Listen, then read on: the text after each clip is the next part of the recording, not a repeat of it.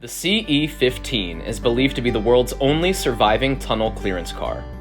At the dawn of the 20th century, freight cars and locomotives were getting a lot bigger. As a result, some railroad tunnels and bridges needed to be widened. To determine which ones needed expansion, railroads used special tunnel clearance cars like this one. These cars are also known as tunnel gaugers or porcupines because of their foldable quills. These porcupines measured clearances by extending their quills and moving slowly through a tunnel or across a bridge. As the quills struck the sides of the structure, they would pivot inward towards the car's body. A crewman would then measure the angle of each quill to make a profile of the tunnel or bridge. Essentially, engineers would have a 3D understanding of the current size of the structure to assess if it needed expansion. This was a long and tedious process known as dragging.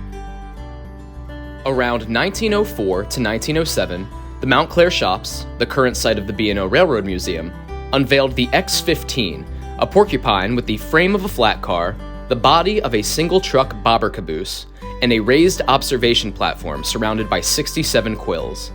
It was the only tunnel clearance car ever constructed by the B&O Railroad. Later renumbered as the CE-15, the porcupine spent most of its career traveling between Clarksburg and Parkersburg, West Virginia, where 22 tunnels demanded the attention of the B&O Civil Engineering Department. Though the majority of its time was spent in West Virginia, the CE-15 became one of the few pieces of rolling stock to cross every mile of the B&O Railroad. Life on the CE-15 was often difficult for the crew.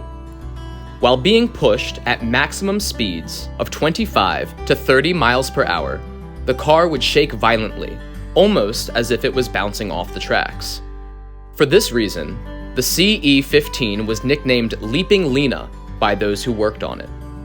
One signalman had to stand on the raised platform and watch for grade crossings, railroad personnel, and obstructions along the track.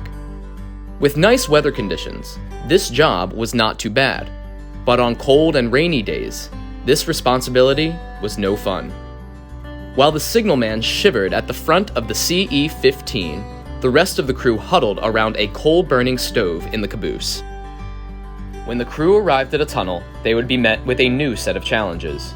Light was sparse, and it was nearly impossible for workers to gauge their progress. Making matters worse, locomotive exhaust would fill the confined space, stinging eyes and choking lungs. The crew worked for days on end, meaning they often had to sleep in cheap hotels. There were many times, however, when the CE-15 traveled with the B&O No. 908, a state-of-the-art office car typically reserved for high-ranking railroad executives. When this happened, the working-class CE-15 crewmen were given a taste of luxury.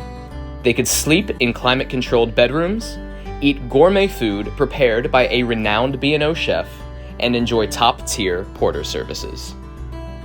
The CE-15 and its crew eventually retired in the mid-20th century when the tunnel gauger was replaced by a new, laser-equipped automobile.